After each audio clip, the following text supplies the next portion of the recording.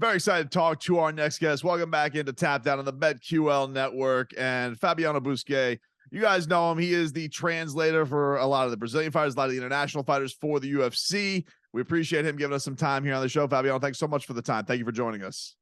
No, thanks for inviting me. It's also always awesome to talk to a community that has welcomed me so quickly and so smoothly and just so warmly as well. It's been great. I got to ask you, you guys recently had your return to Brazil. That had to be absolutely incredible after so much time away. The passion those fans have is unbelievable. What was that like? I did not go, so I wasn't there, but obviously I was the pre-travel tour guide for a lot of the people. They're asking for tips and everything else, and plus I was connected to them all the time. I told to a lot of people, they actually thought I was there because I was offline for a lot of other things. I was talking to people that were there all the time, so I have all the scoop. As in, I cannot be happier for the people that went for the first time and for the people who return, who have been there for memorable events, because it was not just a pay-per-view in Brazil with great fights, but it was the return of the UFC, as you mentioned, after 3 years. It was the launch of UFC Fight Pass Brazil, which had a lot of cool things. They had a lot of events and social initiatives as well. So they actually had fighters go everywhere in town. Rio welcomed them with open arms. So all I could hear was like, I mean, first of all, the vibe was amazing. Rio is Brazil. I'm not from Rio, but I'm an honorary. Like, I'm a fan. All right, I stand Rio to the fullest. Other places have their charm, some others don't. But yeah, not gonna name some cities, but Rio is Brazil. Other places have other essences, but Brazil is only exemplified and summarized by Rio. That is the place to be, and I'm glad that people had such a great welcoming. Town was buzzing, events were great, fans showed up, and I got to see some people not returning to the octagon anymore. The old man is going to be a mentor now, right? Yeah, listen, he's off to a hell of a start because the one that's coming down to my city in Miami with Alex Bejeda, it's a hell of a rise to champion very very fast. So I think Glover's doing a hell of a job so far as the teacher. Yeah, and he was I mean, he's got an apprentice now. That's what it seems, and he's got the way of the Jedi. So it's amazing to see the dynamic as well. I mean, first of all, Alex Brader is to a lot of people that two unknown things to many people, because some people are very scary. All right, and I think Alex Brader is a top 3 scariest person in the world ever, possibly when he's pissed. I think people are getting the idea of that now. Now that he's got the I belts around it, like oh my god. I mean, when that face just is locked in, you're like, yes, sir. I mean, yeah, what do you want? I'm going to get you. How do you like your coffee? So he's like that. The problem is that guy is underratedly very funny. He's very, very, very funny. Like, even when he's in that persona, he will just burst out like a thing and like, I can't believe you just said that. So with with a man who's funny in his essence, like Glover, like obviously that just the joking around, the vibe of a family, it's very interesting because it is a family that they got going on there. The second thing with that, Jessica Andrade is a very funny woman as well. So a lot of people, obviously she is very scary. She can beat the crap out of you, but she is hilarious. So. How much how much responsibility do you feel in those moments, because you have these champions in their highest of highs, those dreams come true, and you have to kind of share the message to the non Portuguese speakers like myself, and to explain what it is. That's got to be such an unbelievably cool feeling, but I also got to imagine it's got to be nerve-wracking in the moment too. Yeah. And also, I mean, you said the highest of highs and sometimes the lowest of lows, True. because if you're actually fighting for a belt, you will be interviewed. And that was my first experience going into the octagons, to those that know my story. And when I joined the promotion, was called upon during the pandemic, and I live here in Las Vegas. So I went to the Apex and everything was remote. We were doing things remotely, as you may remember through those times. I mean, just to give you just some backstage stuff. Um, Everybody was obviously protected at all times. There were distancing. I mean, everything was very mild. As far it, it was just us basically. There was no crowd, no seats or anything of the sort. Production would actually just flip the setup of when there was a post-fight interview. They would just basically come up with screens after that fight, put it right behind the announcer, and then the crew would actually turn around. Just that angle that you see when it starts, that you see the octagon behind them. So they Right. would actually get those cameras ready again that were removed for the interview. The fighter would go right behind that camera, not where the walk is now, but behind it in front of what the crowd is now, and goes into the room where you will see Megan O'Leary, where you see Larasenko, where you see Heidi Andro, you see Charlie Arnold. Well, they actually have the interviews now. They go to the mix zone, and I'm there in my station here behind, the broadcasting team, and I'm doing it remotely. So I like even devised like a little thing, which is like two pieces of paper saying, "Do you need translation in Portuguese or Spanish?" And the second one, if the answer was positive, the translator's on your ear. Because there was a question that they were kind of lost, like where some of them were asked for the translator, and I was talking to them here, like, "Hey, I'm here," in their native language, but they were like, I mean, they No. thought that the translator was going to show Yeah. up. So we started doing that, and then every week things were different, things were opening up, different policies. And a couple of weeks before the fight in which Brandon Moreno choked Figgy Yeah. in Glendale, um, that's when the policies got a little looser. It was like, oh, now you're going to the octagon. First of all, there were some losses last second. Actually, there were some decisions that went the other way. So I was there, but I had never translated in the octagon in front of the camera. There was a Brazilian loss in that particular event. And then the first time I went into the octagon to translate was after Brandon Moreno became the first Mexican world champion, the UFC, and I was translating for the losing side in there. And here I am, this guy, never thought this was going to happen, myself, Joe Rogan, and Dana White. And I just went with the whole Barry Sanders in the end zone situation. I'm like, act like you've been there before. And that's why, so struck up a little conversation. It got nerve wracking, but then again, like you become a vessel to their voice, like an emissary of emotions or whatever, however you want to call it. You're the responsibility is their brand, is their feeling, is the connection between a fan and who may be thousands and thousands of miles away, like I was from American sports when I grew up. And I fell in love with a lot of personalities and started emulating a lot of things that I saw and started following them because I had the benefit of seeing them and understanding them more. So and obviously because I was into the process of learning English. When you don't, I become somewhat responsible for, hey, I hope I'm conveying the message and the feeling that they have, because it may be very sad. It may be a happy moment. It brings back sad memories of someone that's not there anymore, of the journey, because their fight starts way before the octagon and goes well beyond it. So it all depends on what the moment is, but to be able to convey that, to be a part of this whole thing is amazing. And people have been very, very patient with me. People have been very, they come up with coaching. They offer tips on what can be done. I watched a lot of the translators doing this job as well. I watched a lot of what Derek Kroenig did. So Derek was the one. He lives in Rio, so he was the translator at 283. Also Alex Davis, coach, who's been doing translations as well. Tiago, also done a lot of translations, and translators from the past, even in other languages. Like how are they behaving in the octagon? Where do they go? What questions you ask? Where do I position myself? How do you like the interview to be conducted? So It's interesting, and it is nerve-wracking to a certain, and now no longer. It become more become second nature. At one point you become used to the octagon, but it's insane, especially with the fans and the moment. Some things are bigger.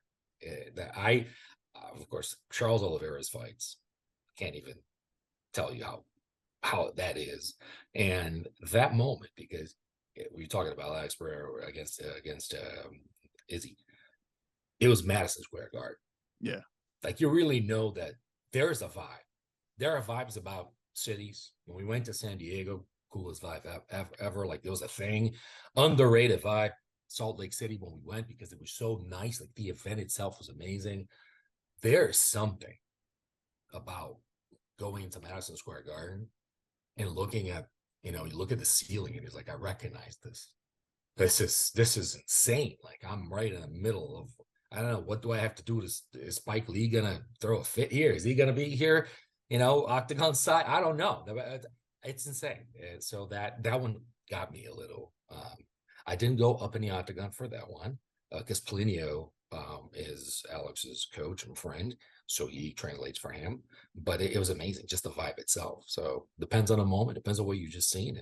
Sometimes you're shocked, man. I'm a fan, so I've seen some things. I'm like, imagine if you're watching with your eyes, right? You're a fan. You're there. And I have the same reaction as you do, but I have to get up there. Translate. That's wild. No, it's one of those things that I just watched. Because like I'm a huge sports fan. Obviously, I go. I've been to finals games or big, Dolphins games or whatever, Hurricanes. But man, when something crazy happens near an octagon and the people's reaction to something happening wild in a fight live, there's no sport like it. It really is crazy. So to have to be in there with all the chaos around it has to be absolutely bananas. Nuts. And we can go back in Miami sports history. We can go back to the 90s games, to the early 2000 games. It can go back to, I'm sorry, you haven't seen that many good Dolphin seasons, I understand. But I mean, there have been some. I don't know. I mean, can we go back to the Marino fake spike? Let's just try to see something that I'm just trying to say quickly.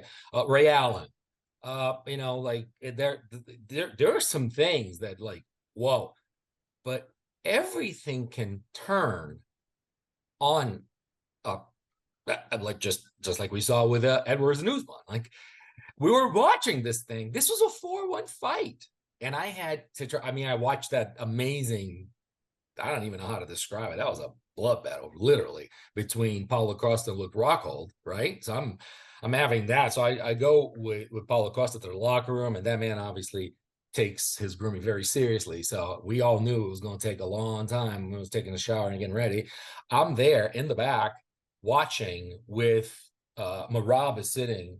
I fought Alta, so he's there. So there's Marab, there's Aldro. Just, they're always rolling together. Evelyn is there next to me. She used to be with Global. Now she's with UFC Fight Pass Brazil. And then right behind me, the entire British broadcasting team.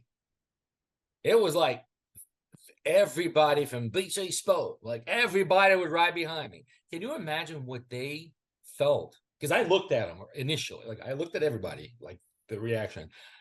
When the kick happened, because you can change in one thing. I mean, the closest thing that you can see perhaps is the fact that in baseball, you can be down 3-0 in the bottom of the night with 2 outs in a game 7, and perhaps there will be a grand slam, but there was a buildup. People need to get on base. Yep. It's a football. I love my greatest moment in sports as a soccer guy. I mean, I grew up with talking about football was my sport. Is the reason why I learned English. The reason why I come to America. Football is my bread and butter. Pro in college. A pick six is the most beautiful thing to me in sports. Like, I love a pick six because there's nothing better than especially a boring pocket quarterback throwing and just getting picked by a cool defense. I mean, this, Canes. I mean, you produced many great defensive backs. Ed Reed, of course. There you go. I mean, that's it. Right. So that's beautiful. But then still, I mean, there's a score associated to it. You need to, is that pick six turning the game around? Was this a 6-point game is becoming 7? This is one kick, man, one punch, one surge. In the case of Alex Pereira, like it can turn on a strike. People's lives were changed. And we didn't stop to think about it when we were in the back, and like everybody, from PR is talking, broadcast, we're all going through the stats and everything that Usman had done and he was about to do, and the records he was about to break or tie, and it all changed on one head kick. That was insane. It was one of those that like just people know that I like fighting, but it's like, you mostly talk to people about, the Miami sports around. That's one of those where like people just wanted to come up and talk to you about fighting for like weeks after because they couldn't. And that's always one of the coolest things is like when it cuts through the mainstream. Everything. Yes. And mainstream. Like big fights are big fights, but then when something just crosses over, that's one of the coolest things. And it brings the casual. It may turn a casual into an interested into a follower into a fan. That stuff, all you need to do is watch sometimes one play, and that thing will get you, man. And then they start watching other things. And they realize that, hey, there's more to this. There were some rounds, and then they see and then you start looking because now we have access to everything, right? So they can look on YouTube, and they're like, hey, greatest finishes. I mean, just I don't know.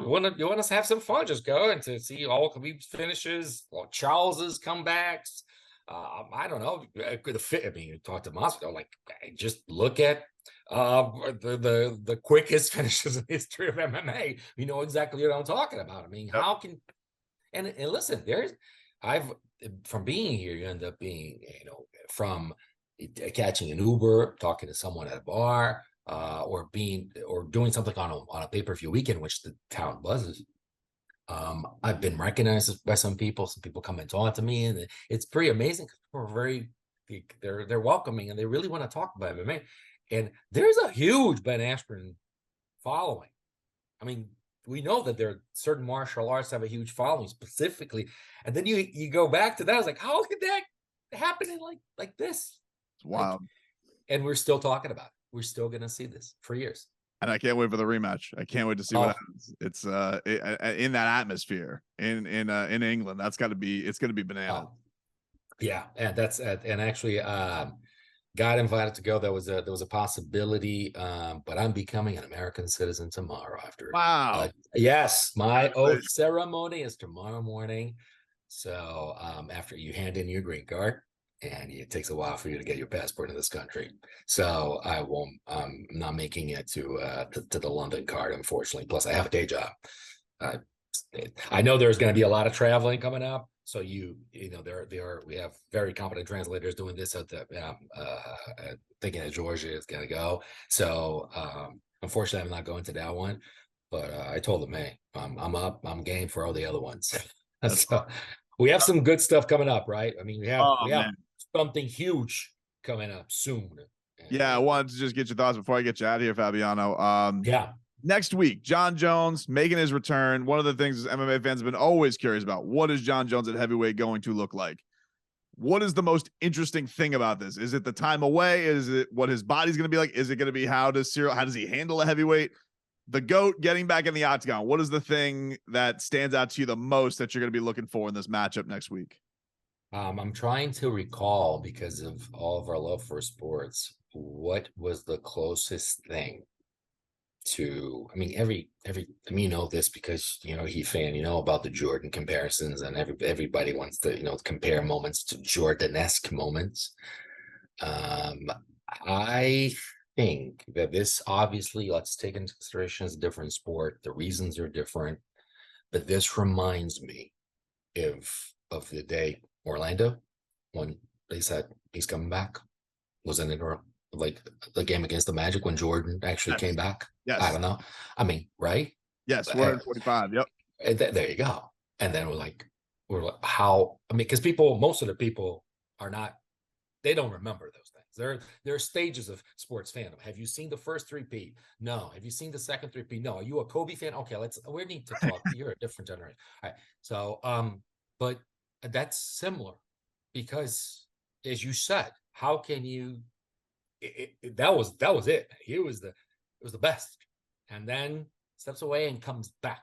And this is not like some Brady. I'm retiring. I'm unretiring. Yeah, family and football. I guess it's just football. All right, he comes back. Whatever. Okay, no, it's the comeback of someone that just dominated the sport, and we're get to see it. Plus the unknown, because we don't know. We haven't seen anything. And the second thing is because it's very interesting on the matchup, because it's very easy to say, okay, who? I mean, a lot of people don't remember. So who's Jordan playing against? What was the situation in the Eastern Conference? How was it?